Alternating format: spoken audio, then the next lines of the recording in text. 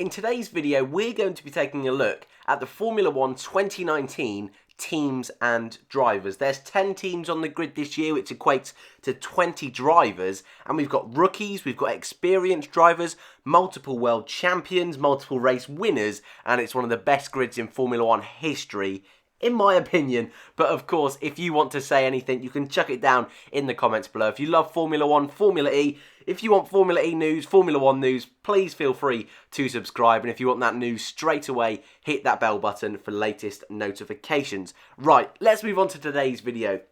Just a quick disclaimer, almost from me. In Formula 1's history, only once has the drivers at the beginning of the season been the exact same at the drivers at the end of the season. Now, you might think that's a funny statistic to throw out there, but I know if you're new to Formula 1 and you are using this video to help learn who's in the field, that is something just to bear in mind, that these drivers most likely won't be the same at the end of the year. That being said, last year was the year they stayed the same.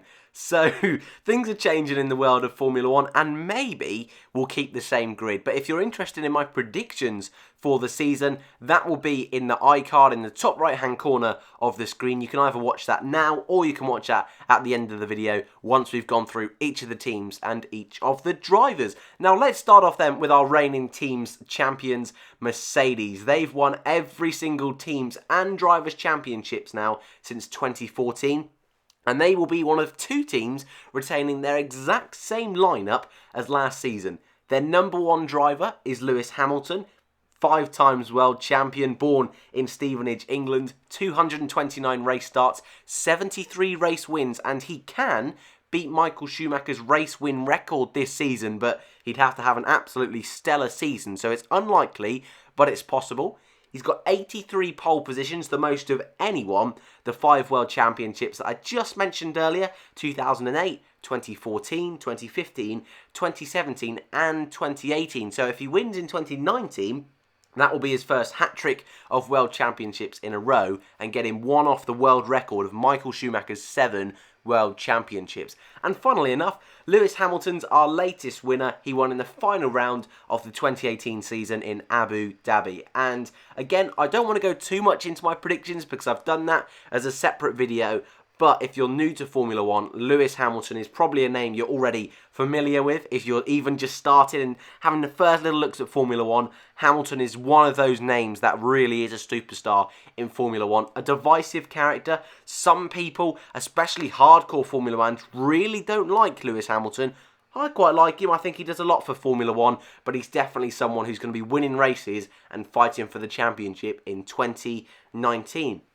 Alongside Lewis Hamilton is Valtteri Bottas. He'll be entering his 3rd season at Mercedes. He was Nico Rosberg's replacement, so Rosberg won the championship in 2016. Bottas was his replacement, and coming into the team, he really looked like he potentially, given a couple of years, could give Hamilton a run for his money. 119 race starts, 6 pole positions, 3 race wins, no championships. But the key one is his last win was in Abu Dhabi 2017. He was the only driver in the top 3 teams last season to not win a race, and bear in mind, Mercedes were the top team. So it was a difficult season for Bottas. He had plenty of opportunities to get race wins, but it didn't all come together. And now he heads into this season with a lot of pressure on his shoulders and question marks whether he can really deliver. Because we have the likes of Esteban Ocon, who isn't on the grid this year. He's a Mercedes junior driver. We've also got the likes of George Russell, another Mercedes junior driver that is on the grid this year that are really going to be fighting for that Mercedes seat. If you don't know what a junior driver is, do not worry. A beginner's guide to Formula 1 will be coming out, a refreshed version for the 2019 season. That will be coming out in the next few weeks prior to the season starting. But Bottas is definitely someone who I think has got a lot of potential, but has got a lot of pressure on him going into the season. Second place in the championship last year was Ferrari, and strangely enough, they've got a very mixed up team this year. They've changed their team principal, Maurizio Arrivabene, to Mattia Binotto. That's going to be a really interesting dynamic, but the key thing is they've kept 4 times world champion Sebastian Vettel from Germany, 220 race starts. He started Formula 1 in the same year as Lewis Hamilton in 2007. 52 race wins for Vettel, 55 pole positions, so more pole positions than race wins I thought was interesting there. 4 championships spanning from 2010, 11, 12 and 2013, all for Red Bull, and his last win, surprisingly, was Belgium 2018, which, again, if you're a new fan to Formula 1, that won't mean a lot, but that was halfway through last season. He had a really difficult end to the season, did Sebastian Vettel, and he finished second in last year's championship. However, you might think people would have thought, well, second, that's a really good year. But no, Vettel was probably, I would say, never in contention for driver of the season. Okay, he was in contention for the title, but he made loads and loads of mistakes last year. He was a real disappointment for a lot of Formula 1 fans, and he's going to be under a lot of pressure this year. It's going to be his 5th year at Ferrari, the same amount of seasons that Fernando Alonso did in Ferrari. And the big thing with Sebastian Vettel is not only can he handle the pressure of another championship fight, but can he handle the pressure of his new teammate, Charles Leclerc. The Monegasque driver hailing from Monaco has only started 21 races, and that's because last year was his rookie year in Formula 1, driving for Alfa Romeo Sauber. So as you can see, no race wins, no pole positions, no championships, but he is regarded as many as the Rookie of the Year last year. He did a stunning job in a, I'd say, mediocre Sauber car, getting multiple 7th places and finishing way higher in the championship than his teammate, Marcus Ericsson. Charles Leclerc is the Formula 2 2017 champion, which, funnily enough, he did in his rookie year then as well. And many critics debated whether he should have this big step up to Ferrari, but it's happened. And this is huge for Ferrari, a team that historically like a clear number 1 driver and a number 2 driver. So they like a clear driver they can give preference to on strategy, on qualifying trims, things like that, that to a normal casual Formula 1 fan, I suppose, goes under the radar a little bit. But Vettel, supposedly for the last few years, has been number 1 and Raikkonen has been their number 2. But that dynamic could all be set to change this year if Leclerc can put in the performances that a lot of people are expecting him to do. He's someone I think is going to really excel in Formula 1, and for me, he's the one massive story I can't wait to see in 2019. Red Bull. Changes at Red Bull as well. Their number 1 driver and most experienced driver in Formula 1 is Max Verstappen, hailing from the Netherlands. 81 race starts now for Max, so this year he will get his 100th Grand Prix, which I imagine for a lot of people, including myself, is a very strange thing to think about. He's had 5 race wins, but is still yet to get a single pole position. Was very close this year in Mexico, was beat by his teammate at the time, Daniel Ricciardo. No World Championships, and last year finished 4th in the championship, ahead of Mercedes driver Valtteri Bottas and just 1 point behind Kimi Raikkonen in the Ferrari. A stunning year from Verstappen in the second half of the season last year, but got off to a really shaky start. I believe it was 7 Grand Prix at the beginning of the season on the bounce where there was some sort of incident. He really cleaned up his act in the second half of the year, had a stunning year, wins in Austria and in Mexico, and he's someone that people are really going to be looking out for next year. However, you will notice at the top the team name is Red Bull Honda, and that is because this year Red Bull have Honda engines, and that's going to be the big story, whether they can fight or not.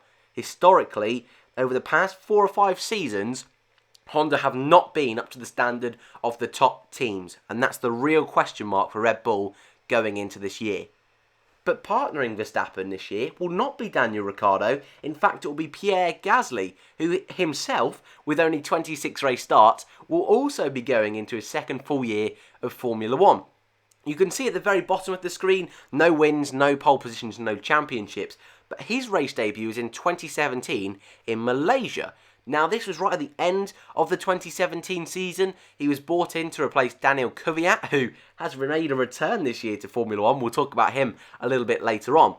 But he was brought in as a replacement at the very end of the season and retained for the full 2018 season, and now has made the step up from Toro Rosso, Red Bull's junior driver team, into the first team into Red Bull Honda. Now, a lot of people are expecting Gasly to, I suppose, to put it nicely, to be beaten comfortably by Max Verstappen. I think that's a little bit unfair. I think Gasly did a really strong job in a Toro Rosso last year, which did have a Honda engine. So he's already got experience with the Honda engine, which doesn't count for a lot, but it is something.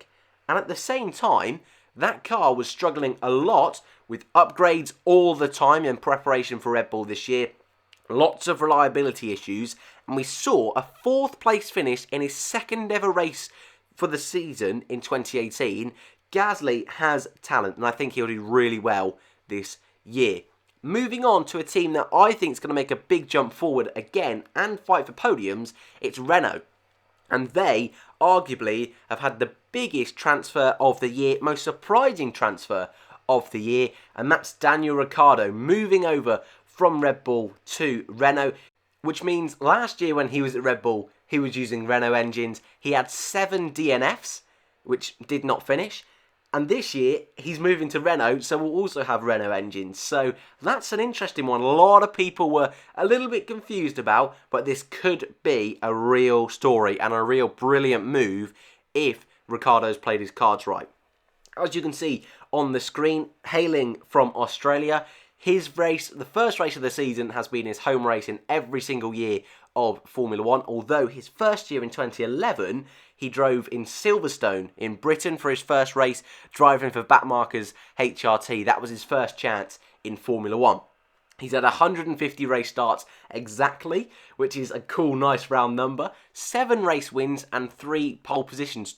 2 of those coming at Monaco, 1 last season, 1 back in 2016, and he also took pole in Mexico last year as well.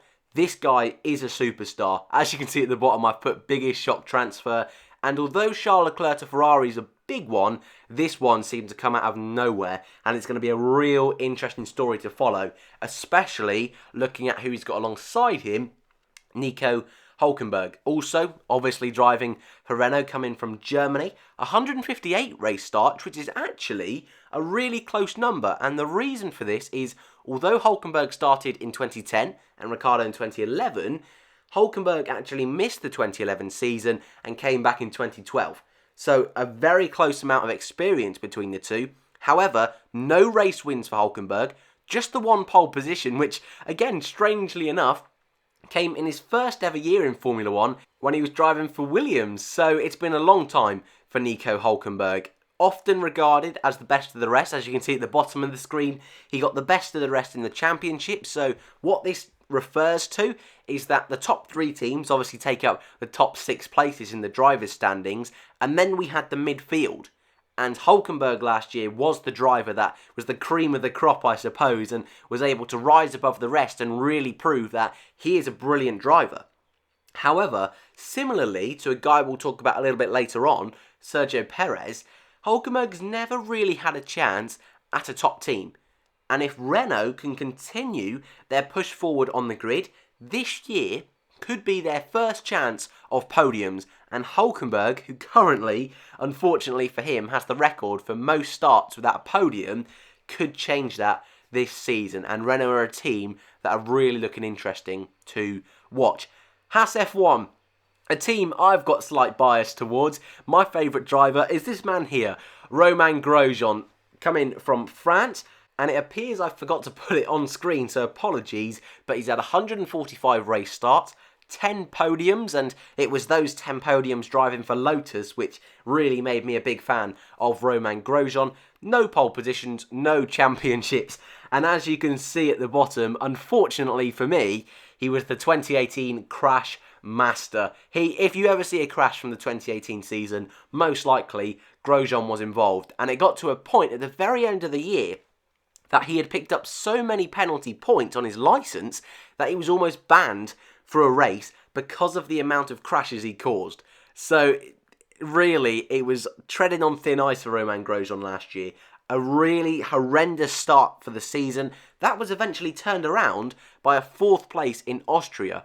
Haas F1 have never had a podium in Formula 1. They've only been racing for 3 seasons. They started in 2016. They have a Ferrari engine. And they're a team similar to Renault that constantly are moving forward. However, many theorise that they will be making a step back this season, so a lot of question marks around the team. Also a lot of question marks about Grosjean's future. Many people feel he is not fit to drive in Formula 1. However, I would argue his form at the end of last season was much better than his teammate Kevin Magnussen, someone who again in the past has had a lot of criticism for his driving style. Again this year, several late moves in the braking zone really put a lot of question marks on this guy's capability in a Formula 1 car. However, that being said, 9th place overall in the standings was an incredible job from Kevin Magnussen, coming from Denmark, 82 race starts, 1 podium in his Formula 1 career, no pole positions or championships, and that 1 podium came on his race debut for McLaren back in 2014. But similar to Hülkenberg, after that first year in Formula 1, no successes, podiums or pole positions. He's had 1 fastest lap, which took place this year in Singapore, but generally, fastest lap is not a metric I particularly, or a stat that I like to look at in Formula 1. I think it's a very, I suppose, niche statistic to throw out there, but I suppose it's in the nature of the video, a bit of fun to throw out some stats there. Magnussen's definitely, a little bit like Grosjean, a controversial driver. And if we'd have, well, going into last season, he was someone that a lot of people felt it could be his last chance in Formula 1. But he really proved that he deserved a seat on the grid. And now, going into 2019, he's the favourite out of Grosjean and Magnussen. And for me, being a Grosjean fan, it's going to be a brilliant one to watch because both of them, well, you never know what's going to happen. Let's put it that way. McLaren, all change at McLaren as well. No longer do they have Fernando Alonso in that team. No longer do they have Stoffel Van Dorn.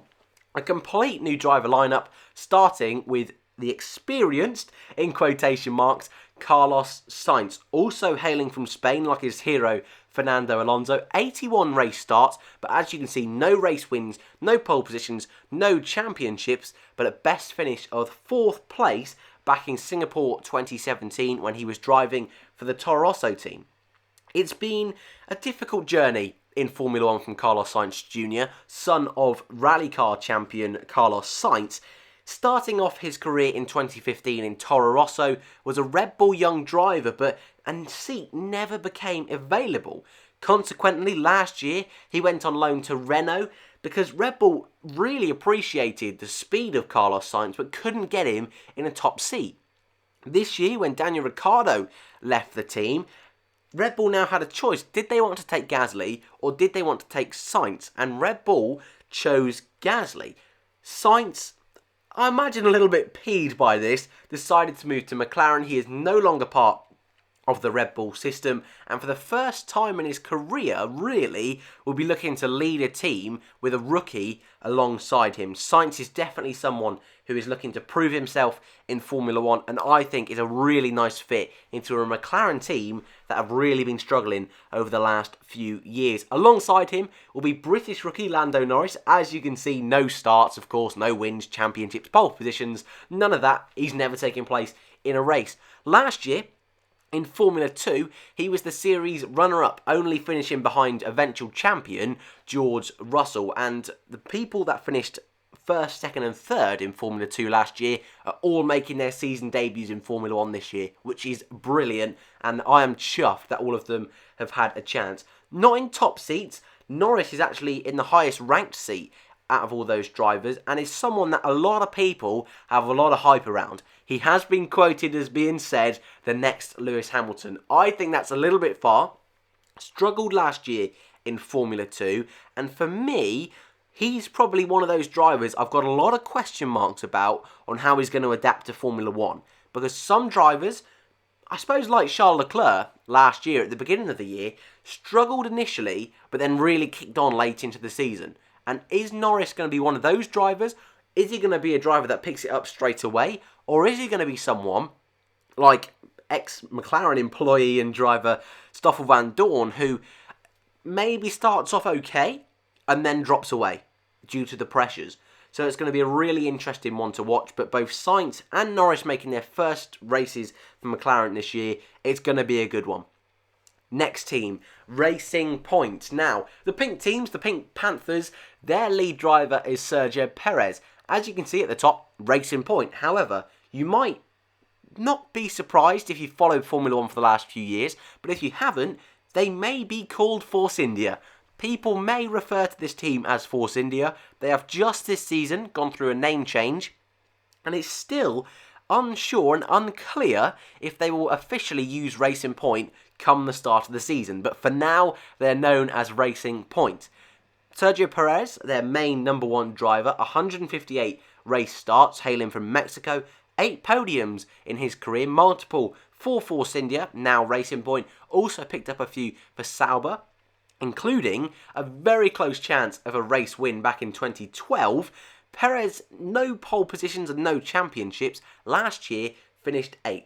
Again, a little bit of a divisive driver, not the fans', I suppose, favourite driver across the grid. However, I have noticed if people are fans of Sergio Perez, they are big fans of Sergio Perez. A massive following in Mexico, and like I say, similar to Lewis Hamilton, he's got a really big fan base, but then there's also those that just really don't like him. He's got an aggressive driving style and is not afraid to speak his mind. I think he's going to be a one to watch, considering his teammate for this year is the son of the new owner of the team. So, his teammate is Lance Stroll. Owner of Racing Point is Lawrence Stroll. So this is going to be a completely new dynamic for Perez, who has never had a real chance at a top seat really, and has always outperformed the car he's been driving. But his teammate Lance Stroll, he started Formula 1 in 2017, so this is his third year in Formula 1. His first 2 seasons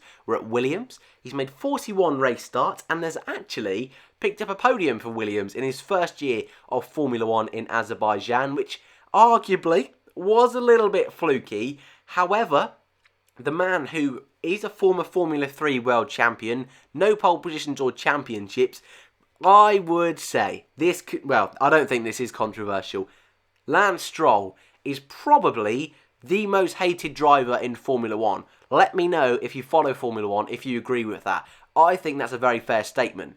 And the reason a lot of people don't like Lance Stroll is the fact that his father arguably paid to get him into Formula 1. So Lawrence Stroll used to, doesn't anymore, but used to give a lot of money and fund Williams F1. And that is how Stroll got his seat. And now Lawrence Stroll, who owns Racing Point, now you can see Lance Stroll has moved over. So a lot of question marks on Lance Stroll. Is known as a paid driver, but I think he doesn't get enough credit as he deserves. So that's going to be an interesting watch, seeing him up against Perez. Now we move on to Alfa Romeo Sauber, and even though Kimi Raikkonen there is wearing his Ferrari outfit, he has moved back to the team he made his debut with in 2001. 2001. 294 race starts, which means he will hit his 300th Grand Prix this year, unless he just walks out after the 5th round and has enough, which, similarly to Alonso, it wouldn't surprise me if Kimi did that. However, he seems really passionate about moving back to this midfield team. Obviously, hailing from Finland, Formula 1's most popular driver, and this isn't me just throwing that out there. It has been proven in surveys multiple times that Kimi Raikkonen is Formula 1's most popular driver. 21 race wins, 18 pole positions, 1 world championship in 2007. His last win came in the USA at the end of last year in 2018, but his win before that was in 2013, so it's been a long time for Kimi, and it was brilliant to see him winning again at the end of last year. Now he's moved away from Ferrari. It's a risk for sure, but it's one that I imagine 99% of Formula 1 fans are really happy to see Kimi Raikkonen, the man with the most third place finishes of all time in Formula 1, and the most combined second and third place finishes in Formula 1. But alongside him is a Ferrari junior, Antonio Giovinazzi, coming from Italy. So a little link there with Ferrari that I think they'd be really interested in having him in the team. He's had 2 race starts in Formula 1, and his last race was in China 2017. So he didn't race last year, but he took part in the first and second races in 2017 in Australia and China. A lot of people weren't impressed with Giovinazzi. I think that was really unfair, and I think if people go back to those races, they need to give him a little bit more credit, especially in his first ever race in Formula 1. He found out on Saturday morning of qualifying, a car that he'd done no running in, that he was going to be driving the car. He jumped in. I think he beat Marcus Ericsson, his teammate. I might need to be corrected on that, but I believe he did beat his teammate Marcus Ericsson, and in the race, drove a really solid race and wasn't miles away from points. In China, his second race, okay, that was a poor weekend, crashing twice, once in qualifying, twice, well, for a second time in the race in the exact same spot, coming out the final corner. He's someone that I think is talented and will be in his first rookie year of Formula 1, and I think is someone who is going to surprise a lot of people this year in Formula 1. However, being up against Kimi Raikkonen, he's going to be under a lot of pressure in his first full season. Now, moving on to Red Bull's junior team, Toro Rosso. They've got a completely new lineup for this year. However, Daniel Kvyat, who has taken place in 74 races, 2 podiums, no pole positions or championships, the Russian driver, his last race was in the USA 2017, and strangely enough, in 2017, that season started off with a lot of question marks on why Kvyat was still at Toro Rosso. Because in 2016, he was a Red Bull driver, the number 1 team, but was demoted after an incident with Sebastian Vettel. And after he was demoted back to Toro Rosso, never looked like the same driver, and at the end of 2017 was axed from the team, and in came Pierre Gasly and in came Brendan Hartley. Hartley had a real difficult time last year, and with Gasly moving to Red Bull, 2 seats were available at Toro Rosso. But the issue was they had no young drivers to fill the seats. So, in a weird change and, well, I suppose, series of events, Kvyat is back in Formula 1, which no one can quite believe how this guy has worked his way back into Formula 1. But we will be seeing him in testing in February, and we will be seeing him on the grid in Melbourne in March. It's very odd, but what's even stranger is alongside him is Alexander Albon from Thailand. He is going to be a rookie this year. He finished 3rd last year in Formula 2 after a really successful year with Dams in the championship. But again, what's strange is because Red Bull had no drivers to put in their junior team, they had to turn to Albon. Now, Alex Albon used to be a Red Bull young driver. However, the team decided he wasn't good enough and axed him from the programme. At the end of last year, Albon signed a deal with Nissan to drive in Formula E for this current season. However, because Gasly then went to Red Bull and they had no other options, they've had to take Albon away from Formula E, probably paid Nissan a hell of a lot of money to get him out of that seat to bring him to Formula 1. So Red Bull, a lot of mistakes have been made, but I think Albon is a driver that is definitely going to be underrated at the beginning of the year, because I think there is talent there. Okay, not a world champion style talent, but I think a solid midfield driver talent, and I think he will beat Daniel Kvyat, something that, again, you can check out in my predictions video. Again, I just don't want to make this too similar to that, but I think this is going to be a difficult year for Toro Rosso, who also have Honda engines. And our last and 10th team on the Formula 1 grid is Williams. They will be taking, again, 2 completely new drivers and arguably 2 rookies, although I'll explain that in a second. First up, we have George Russell, a Mercedes young driver, part of their junior programme. He also hails from England, similarly to Lewis Hamilton, funnily enough. No race starts, no race wins, no pole positions or championships. Like I said, he's in his first year. However, Formula 2 2018 world champion, a really strong grid in Formula 2 last year, and this guy was quick. Was he quick? Blimey. He really wiped the floor in this championship. He really did, impressing so many people. And although it almost went down to the wire, almost went to the very last race of the season, Russell was able to wrap it up with one race to spare. And look, a lot of people are saying this guy isn't good enough for Formula 1. However, they say Lando Norris is, and I think that's so unfair. Russell did such a strong year in Formula 2 last year. It's gone under the radar so much, and I think people were expecting him again, up against his more experienced teammate, to get smacked around. they do believe that. But I think he's one of those drivers, give him a little bit of time, and he could do really well. But our final driver on the grid, the most incredible story, arguably ever, in Formula 1 is Robert Kubica. Last race, as you can see at the bottom, in Abu Dhabi 2010. Making his race debut in 2006.